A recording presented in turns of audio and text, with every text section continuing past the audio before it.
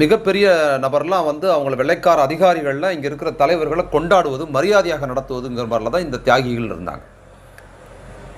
நம்ம ஊர்லேயே எடுத்துக்கிட்டிங்கன்னா பிரிட்டிஷ் அரசு ஆட்சியில் இருக்கும்போதும் மாகாண முதல்வராக தியாகி கொட்டேஷனில் சிங்கிள் கொட்டேஷனில் ராஜாஜி இருந்தார், ராஜகோபாலாச்சாரியார்.